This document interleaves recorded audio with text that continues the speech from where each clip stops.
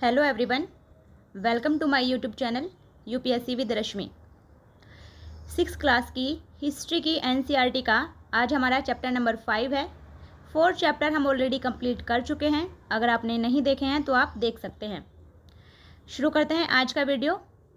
आज का हमारा चैप्टर है चैप्टर नंबर 5, जिसमें हम देखेंगे राज्य, राजा और एक प्राचीन गणराज्य, जिसमें हम सम्राट अशोक के बारे में और उनके कलिंग युद्ध के बारे में अध्ययन करेंगे। तो देखते हैं। चुनाव का दिन जब शंकरन उठा तो उसने देखा कि उसके नाना नानी वोट डालने जा रहे थे। दरअसल वे चुनाव केंद्र पर सबसे पहले पहुंचना चाहते थे। शंकरन जानना चाहता था कि आखिर वे इतने उत्साहित क्यों थे। उसके नाना जी ने उसे जल्दी में समझाने की कोशिश की और कहा, आज हम अपने शासकों का चुनाव करने जा रहे हैं। कुछ लोग शासक कैसे बने। लगभग 50 वर्षों से हम अपने शासकों का चुनाव मतदान के जरिए करते आ रहे हैं, लगभग 70 सालों से। लेकिन बहुत पहले लोग शासक कैसे बनते थे। करीब 3000 साल पहले कुछ लोग बड़े बड़े यज्ञों को आयोजित कर राजा के रूप में प्रतिष्ठित हो गए। तो आज हम चुनाव के माध्यम से अपने शासकों का चुनाव करते हैं, जबकि पहले लोग शासक कैसे बनते थे, पहले लोग राजा कैसे बनते थे, इस चैप्टर में हम वही देखेंगे। अश्वमेध यज्ञ। अश्वमेध यज्ञ क्या होता है। अश्वमेध यज्ञ एक ऐसा आयोजन है, इसमें एक घोड़े को राजा के लोगों की देखरेख में स्वतंत्र विचरण के लिए छोड़ दिया जाता था।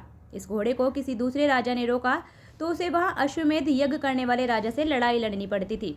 यानी जो राजा अश्वमेध यज्ञ कराता था वो एक घोड़े को लोगों की देखरेख में छोड़ देता था। अगर वो जिस क्षेत्र से घोड़ा बेरोक टोक चला जाता था तो इसका मतलब होता था कि उस क्षेत्र के राजा ने उस अश्वमेध यज्ञ करने वाले राजा का आधिपत्य स्वीकार कर लिया है। लेकिन अगर कोई राजा उसे रोक लेता था तो इसका मतलब होता था कि उसने उस राजा को चुनौती दी है। तो उन दोनों में फिर युद्ध होता था और उसके बाद जो उस युद्ध में जीतता था वो आगे उस घोड़े को चलाना शुरू करता था। अगर उन्होंने घोड़े को जाने दिया तो इसका मतलब होता था कि अश्वमेध यज्ञ करने वाला राजा उनसे ज़्यादा शक्तिशाली था। इसके बाद उन राजाओं को यज्ञ में आमंत्रित किया जाता था। जब अश्वमेध यज्ञ किया जाता था तो सभी राजाओं को फिर यज्ञ में आमंत्रित किया जाता था और इस यज्ञ में वो राजा के लिए उपहार लाते थे और यह यज्ञ विशिष्ट पुरोहितों के द्वारा संपन्न किया जाता था। इसके लिए उन्हें उपहारों से सम्मानित किया जाता था। अश्वमेध यज्ञ करने वाला राजा बहुत शक्तिशाली माना जाता था। यज्ञ में आमंत्रित सभी राजा उसके लिए उपहार लाते थे। इन सभी आयोजनों में राजा का मुख्य स्थान होता था। उसे राज सिंहासन पर या फिर बाघ की खाल के एक विशेष आसन पर बैठाया जाता था। युद्ध क्षेत्र में राजा का सारथी ही उसका सहचर होता था। यज्ञ के अवसर पर जो राजा का सारथी होता था वो उसके गुणगान करता था, उसकी विजयों का गुणगान करता था। तो यज्ञ के अवसर पर वह राजा की विजयों और अन्य गुणों का गान करता था। राजा के सगे संबंधी, खासकर राजा के रानियों और उसके पुत्रों को भी कई छोटे छोटे अनुष्ठान करने होते थे। अन्य सारे आमंत्रित राजाओं का काम सिर्फ वहां बैठकर यज्ञ की पूरी प्रक्रिया को देखना भर था। राजा के ऊपर पुरोहित पवित्र जल के छिड़काव के साथ साथ अन्य कई अनुष्ठान करता था। विष अथवा वैश्य जैसे लोग उपहार लाते थे और जिन्हें पुरोहित शूद्र मानते थे उन्हें कई अनुष्ठानों में शामिल नहीं किया जाता था। तो जब राजा अश्वमेध यज्ञ कराता था तो जो राजा आते थे दूसरे क्षेत्रों के वे उसके लिए उपहार लाते थे। पुरोहित उस यज्ञ को संपन्न कराते थे। जो विष होते थे यानी वैश्य, इस विष सबसे ही बना है वैश्य, वो भी राजा के लिए उपहार लाते थे। लेकिन जो लोगों का एक वर्ग था जिसे पुरोहितों ने शूद्र कहा था, उन्हें कई अनुष्ठानों में शामिल ही नहीं होने दिया जाता था। देखते हैं क्या है ये वर्ण व्यवस्था। वर्ण, उस समय 4 सामाजिक वर्ग थे, ब्राह्मण, क्षत्रिय, वैश्य और शूद्र। ब्राह्मणों को काम था वेदों का अध्ययन अध्यापन करना और यज्ञ करना, जिनके लिए उन्हें उपहार मिलता था। क्षत्रियों का काम था युद्ध करना और लोगों की रक्षा करना और वैश्यों का काम था खेती करना, पशुपालन करना, व्यापार करना, जबकि शूद्रों का काम था इन अन्य तीनों वर्णों की सेवा करना। तो ये थी वर्ण व्यवस्था, जिसमें 4 वर्ण थे, ब्राह्मण, क्षत्रिय, वैश्य और शूद्र।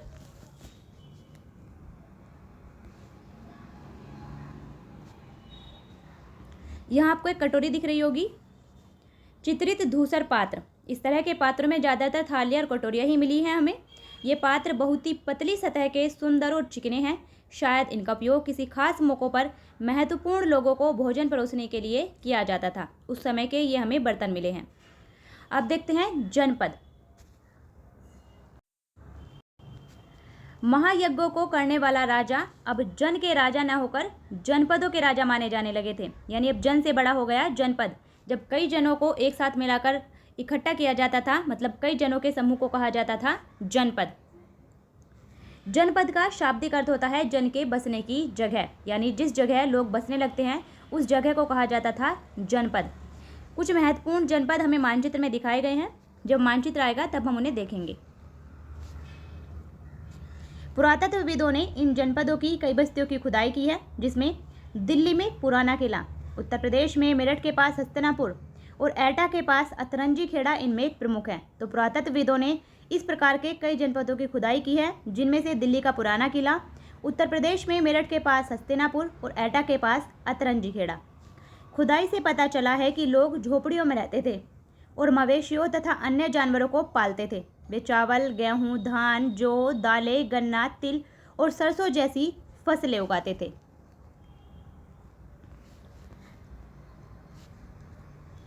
लोग मिट्टी के बर्तन भी बनाते थे। इनमें कुछ धूसर और कुछ लाल रंग के होते थे। इन पुरास्थलों में कुछ विशेष प्रकार के बर्तन मिले हैं, जिन्हें चित्रित धूसर पात्र के रूप में जाना जाता है। जैसा कि इनके नाम से स्पष्ट है, इन बर्तनों पर चित्रकारी की गई है। ये आमतौर पर सरल रेखाओं के रूप में या फिर ज्यामितीय आकृतियों के रूप में है। यानी इन बर्तनों पर हमें जो चित्रकारी मिलती है या तो वो सरल रेखाओं के रूप में है या फिर ज्यामितीय आकृति के रूप में है। अब देखते हैं महाजनपद। जन को मिलाकर बना जनपद और जनपदों को मिलाकर बने महाजनपद।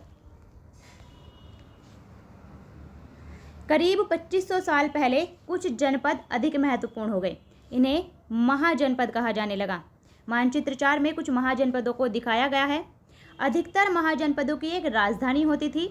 कई राजधानियों में किलेबंदी की गई थी, अर्थात इनके चारों ओर लकड़ी, ईंट या पत्थर की ऊंची दीवारें बनाई गई थी। तो अधिकांश महाजनपदों की एक राजधानी होती थी, जिनकी सुरक्षा के पूरे इंतजाम किए गए थे।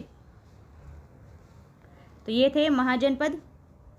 आप देख सकते हैं तक्षशिला, गांधार, मगध, वैशाली, वज्जी, अंग, कौशाम्बी, हस्तिनापुर, अवंती, उज्जैन, ये इधर राजगीर है, मगध की राजधानी। तो ये थे महत्वपूर्ण जनपद, महाजनपद और उनके नगर।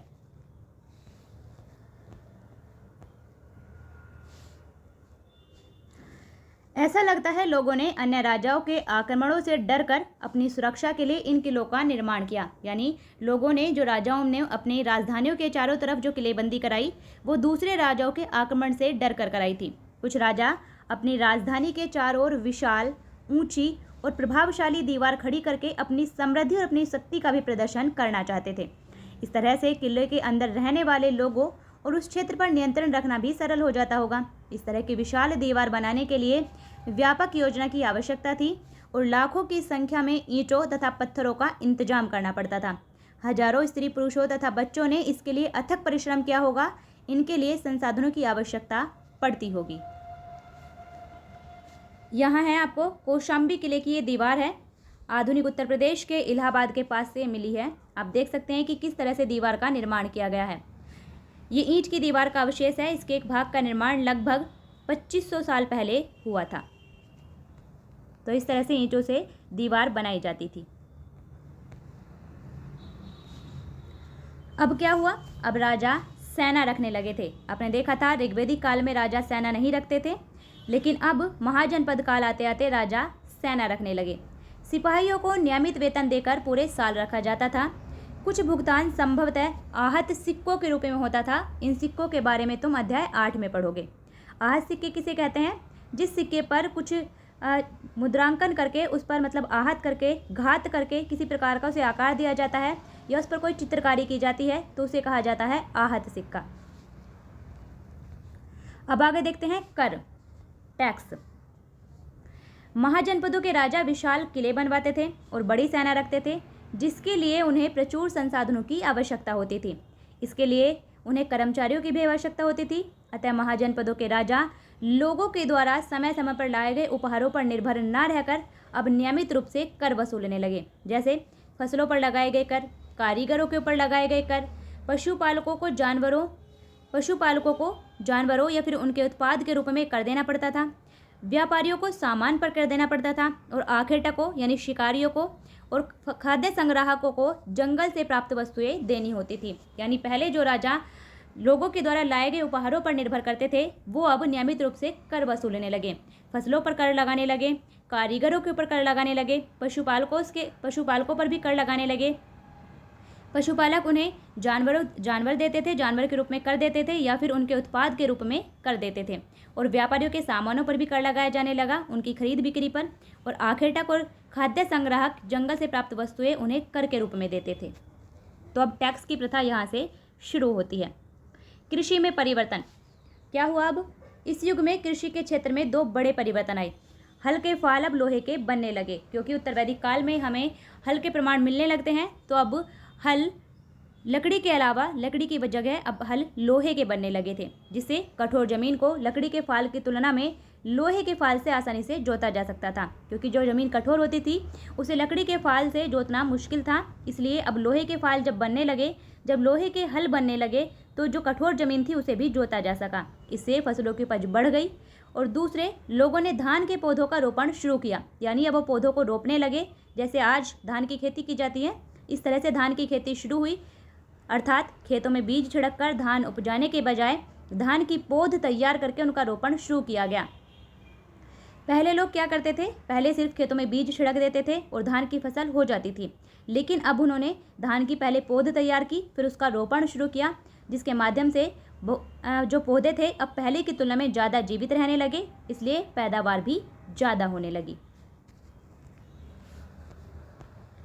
अब देखते हैं सूक्ष्म निरीक्षण मगध का। मगध, अभी हमने देखा था मगध महाजनपद। लगभग 200 सालों के भीतर मगध सबसे महत्वपूर्ण जनपद बन गया था। क्यों बन गया था? उसके क्या कारण थे? क्योंकि गंगा और सोन जैसी नदियां मगध से होकर बहती थीं और ये नदियां 12 नदियां हैं। ये नदियां यातायात, जल वितरण के लिए और ज़मीन को उपजाऊ बनाने के लिए बहुत महत्वपूर्ण थी। गंगा नदी का उपयोग या सोन नदी का उपयोग यातायात के लिए भी कर सकते थे, उनके जल का वितरण करने के लिए भी, और ज़मीन को उपजाऊ बनाने के लिए भी, यानी सिंचाई के लिए भी इन नहरों का उपयोग, इन नदियों का उपयोग किया जाता था। मगध का एक हिस्सा जंगलों से भरा हुआ था और इन जंगलों में रहने वाले हाथियों को पकड़कर और उन्हें प्रशिक्षित करके सेना के काम में लगाया जाता था। इसलिए मगध के पास हाथियों की एक विशाल सेना थी। यही नहीं, जंगलों से घर, गाड़ियाँ और रथ बनाने के लिए लकड़ी मिलती थी। और इसके अलावा इस क्षेत्र में लौह अयस्की की खदानें भी हैं। जहाँ मगध क्षेत्र है, दक्षिणी बिहार के आसपास वाला इलाका, वहीं हमें छोटा नागपुर पठार मिलता है, तो वहाँ पर लौह अयस्की की खदानें भी हैं। मजबूत औजार और हथियार बनाने के लिए ये बहुत उपयोगी थे, यानी अब वो हथियार इनसे लोहे से बनाने लगे। तो ये सभी कारण थे मगध के शक्तिशाली होने के। मगध में दो बहुत ही शक्तिशाली शासक हुए, बिंबिसार और अजातशत्रु, जिसे उस समय कहते थे अजातशत्रु यानी अजातशत्रु। बिंबिसार का पुत्र था अजातशत्रु। बिंबिसार जिसने हर्यक वंश की स्थापना की थी वो था बिंबिसार। अन्य जनपदों को जीतने के लिए ये हर संभव साधन अपनाते थे, यानी बिंबिसार और अजातशत्रु दूसरे जनपदों को जीतने के लिए हर संभव उपाय करते थे। महापद्मानंद एक और महत्वपूर्ण शासक थे जिन्होंने नंद वंश की स्थापना की थी, महापद्मानंद ने। और महापद्मानंद ने अपने नियंत्रण का क्षेत्र इस उपमहाद्वीप के उत्तरी पश्चिमी भाग तक फैला लिया था, यानी अफगानिस्तान तक महापद्मानंद ने अपना क्षेत्र फैला लिया था। बिहार में राजगीर है, जो आधुनिक राजगीर कहते हैं जिसे हम, जो बिहार में है, वो कई सालों तक मगध की राजधानी बनी रही थी और बाद में पाटलिपुत्र को राजधानी बनाया गया था, जिसे आज हम पटना कहते हैं। तो मगध की पहली राजधानी थी राजगीर है, जिसे आज कहते हैं राजगीर, और बाद में पाटलिपुत्र को राजधानी बनाया गया, जिसे आज पटना कहते हैं। 2300 साल से भी पहले की बात है। मैसेडोनिया का राजा सिकंदर विश्व विजय करना चाहता था। आपने सिकंदर महान की कहानी सुनी होगी। पूरी तरह सफल न होने पर भी वह मिस्र और पश्चिमी एशिया के कुछ राज्यों को जीतता हुआ भारतीय उपमहाद्वीप में व्यास नदी के किनारे तक पहुंच गया था। जो सिकंदर था वो भारतीय उपमहाद्वीप में व्यास वाले किनारे तक पहुंच गया था, व्यास नदी के किनारे तक पहुंच गया था। जब उसने मगध की ओर कूच करना चाहा तो उसके सिपाहियों ने इनकार कर दिया था। क्यों? क्योंकि वो इस बात से डरे हुए थे कि भारत के शासकों के पास पैदल सेना, रथ और हाथियों की एक बहुत बड़ी सेना थी। उसके सिपाहियों को ये बात पता थी कि मगध के पास हाथियों की एक बहुत बड़ी सेना है, इसलिए उन्होंने व्यास नदी को पार करने से मना कर दिया। अब आते हैं वज्जी। वज्जी भी हमने देखा था अभी ऊपर। मगध एक शक्तिशाली राज्य बन गया था, जैसे कि हमने ऊपर पढ़ा है, मगध एक शक्तिशाली राज्य बन गया था। उसके नज़दीक ही था वज्जी राज्य, जिसकी राजधानी थी वैशाली, जो आज के बिहार में है। यानी वज्जी की राजधानी थी वैशाली और मगध की राजधानी थी राजगिर। तो ध्यान रखना है आपको, वज्जी की राजधानी थी वैशाली। यहाँ एक अलग किस्म की शासन व्यवस्था थी जिसे गण या संघ कहते हैं। यानी वज्जी में एक अलग ही प्रकार की शासन व्यवस्था थी जिसे हम कहते हैं गण या फिर संघ। क्या होती है? इस गण या संघ में कई शासक होते हैं, यानी इसमें एक ही शासक नहीं होता बल्कि कई शासक होते हैं। वज्जी महाजनपद को कई भागों में बांटा गया था, यानी कई छोटे छोटे क्षेत्र में बांटा गया था, जिन्हें कहते थे हम गण या फिर संघ। और प्रत्येक क्षेत्र का एक शासक होता था और उसमें से उस प्रत्येक शासक को राजा ही कहा जाता था। इनमें से प्रत्येक व्यक्ति राजा कहलाता था। जो उस गण या संघ के शासक होते थे उनमें वो प्रत्येक व्यक्ति राजा कहलाता था। और ये सभी राजा विभिन्न अनुष्ठानों को एक साथ संपन्न करते थे। जैसे मान लीजिए आज के मुख्यमंत्री अलग अलग क्षेत्रों पर शासन करते हैं, मान लीजिए वो सभी एक साथ इकट्ठे होकर बातचीत करें, वाद विवाद करें, देश को चलाने के लिए आपस में क्या मुद्दे होने चाहिए उन पर बात करें। तो इसी तरह की कुछ व्यवस्था मान लीजिए। सभाओं में बैठकर ये बातचीत करते थे, बहस और वाद विवाद के जरिए तय करते थे कि क्या करना है और किस तरह करना है। शत्रुओं के आक्रमण से निपटने के लिए वे मिलकर चर्चाएं करते थे। स्त्रियां, दास तथा कम्मकार इन सभाओं में भाग नहीं ले सकते थे। जो सभा होती थी उनमें स्त्रियां, दास और कम्मकार सभाओं में हिस्सा नहीं ले सकते थे। कम्मकार किसे कहते हैं? कम्मकार कहते हैं जो भूमिहीन खेतीहर मजदूर होते हैं, उन्हें कम्मकार कहते हैं। अब आगे देखते हैं। वज्जी संघ का यह वर्णन दीघ निकाय से लिया गया है और दीघ निकाय एक प्रसिद्ध बौद्ध ग्रंथ है जिसमें बुद्ध के कई व्याख्यान दिए गए हैं। इन्हें करीब 2300 साल पहले लिखा गया था। अजातशत्रु और वज्जी संघ। अजातशत्रु दरअसल वज्जी संघ पर आक्रमण करना चाहते थे। उन्होंने अपने मंत्री वत्सकार को, यानी अजातशत्रु ने अपने मंत्री वत्सकार को बुद्ध के पास उनकी सलाह लेने के लिए भेजा था कि वो वज्जी संघ पर आक्रमण करना चाहते हैं। बुद्ध ने उनसे पूछा, यानी बुद्ध ने वत्सकार से पूछा कि क्या वज्जी सभाएं नियमित रूप से होती हैं और उनमें सभी सदस्य उपस्थित होते हैं। जब उन्हें पता चला तो कि ऐसा होता है तो बुद्ध ने कहा कि वज्जीवासी तब तक उन्नति करते रहेंगे जब तक वे पूर्ण और नियमित सभाएं करते रहेंगे, आपस में मिलजुल कर काम करते रहेंगे, पारंपरिक नियमों का पालन करते रहेंगे, बड़ों का सम्मान, समर्थन और उनकी बातों पर ध्यान देते रहेंगे, वज्जी महिलाओं के साथ जोर जबरदस्ती नहीं करेंगे और उन्हें बंधक नहीं बनाएंगे, शहरों तथा गांवों में चैत्यों का रखरखाव करेंगे, विभिन्न मतावलंबी संतों का सम्मान करेंगे और उनके आने या जाने पर कोई रोक नहीं लगाएंगे।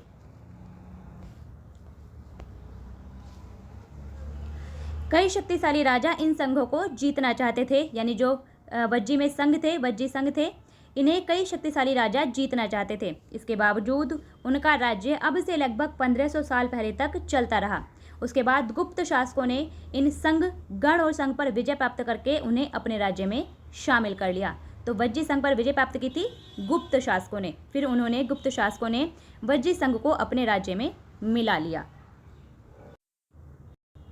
तो ये था हमारा आज का वीडियो जिसमें हमने मगध साम्राज्य और वज्जी साम्राज्य के बारे में पढ़ा और देखा कि अश्वमेध यज्ञ के माध्यम से राजा कैसे बनते थे। अगर आपने पहले चैप्टर नहीं देखे हैं तो आप देख सकते हैं। आपका जो भी सवाल हो या जो भी डाउट हो आप कमेंट बॉक्स में लिख सकते हैं। अच्छे से पढ़िए, रिवाइज कीजिए, वीडियो को शेयर कीजिए। फिर मिलते हैं नेक्स्ट वीडियो में, तब तक के लिए बेस्ट ऑफ लक।